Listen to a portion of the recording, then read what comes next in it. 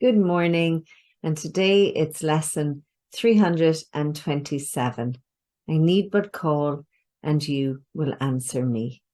And I can't help but think of the John Denver song, just call out my name, and you know wherever I am, I'll come running. And that's the feeling and the trust that you cultivate when you start to recognize how close love, true love, and God is to you. No more than a breath away. So we'll take a moment and we'll close our eyes down and prepare ourselves to be fully present to love this morning.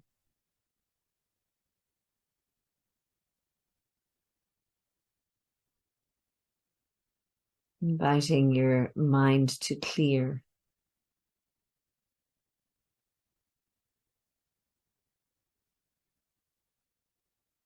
Inviting all illusions to disappear.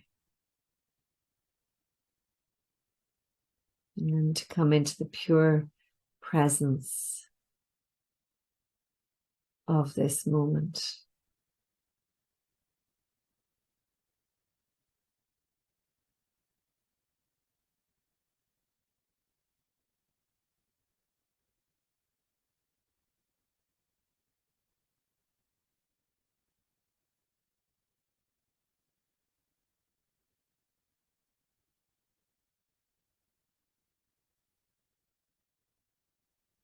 We begin this day in gratitude. We open our hearts and we surrender to love. We ask love to lead the way through the minutes and the hours of this new day. We welcome joy, fun, and abundant prosperity. We recognize the holiness of all encounters. And we recognize that all experiences can be met with a peaceful heart that is anchored in the truth that we are one, that we are love, and that we are free. And so we release these words and we let them be. And together we say, and so it is done. Okay, I need but call and you will answer me. Again, sort of relieving, comforting words, just like the earlier lesson that we had, or yesterday's lesson, should I say.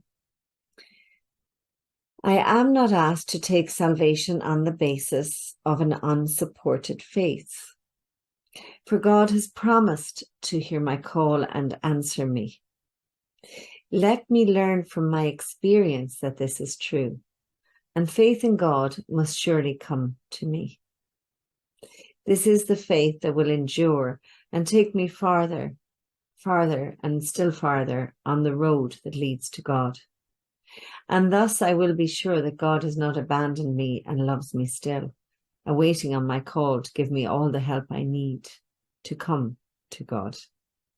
So it's really quite interesting the way it's worded. But what we're wanting to do is, I suppose for me, how I see it is to start to recognize the miracles in your life. Start to notice. You're not invited to have blind faith. You're asked to recognize all the holy things that have come to pass, all the things that you have received when you have asked, and to be in that state of gratitude. And just, recognize all the answered prayers. And that requires a certain, pausing and observation. Because sometimes we ask for things and the things come and we forget, that that's an answered prayer. We forget the miracle of it. We forget that it's something that we asked or something that, we put into creation consciously. Recently my retreats begin to fill up, like really fill up. And I was grateful and I thought, yeah, that's great. And then I realized, oh, wow, actually, no, this is something I asked for. And it's also something I asked for direction around. I literally said, is this what you want me to do? Is this how you would use me? And if it is, then show me, demonstrate it to me. And this is what we're talking about. Literally ask and you shall receive. But then you got to notice the receiving, because that's what helps you to build your faith and then to continue to ask and to continue to align with love, because it works. You start to recognize it works. So the prayer today is, my source, I thank you that your promises will never fail in my experience. If I but test them out, so you're even being invited, like, check this out, test this out, see what happens when you ask. And also begin to notice all the stuff that happens that you asked for unconsciously. And that's when we come back to recognizing we are the creators of our reality. And then you get to literally hone your craft, so to speak, and ask for what it is that you really actually want. So let me attempt, therefore, to try them and to judge them not.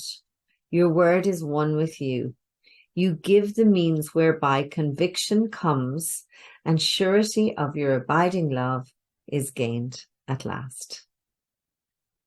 I love this lesson. I need but call and you will answer me. And as I say, I'm adding to that, notice, like really start to become conscious, start to be aware and notice what gifts are brought to you, what love brings your way, what treats, what goodies. And begin to ask in consciousness for whatever it is that you need, whatever your heart's desire.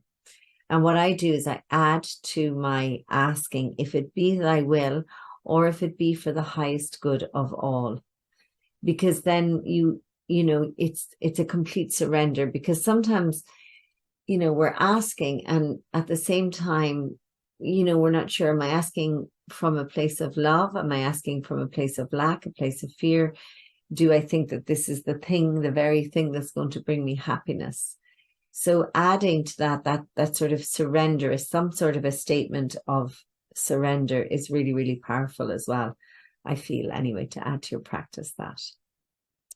So I hope you enjoy taking this into your meditation. I need but call and you will answer me.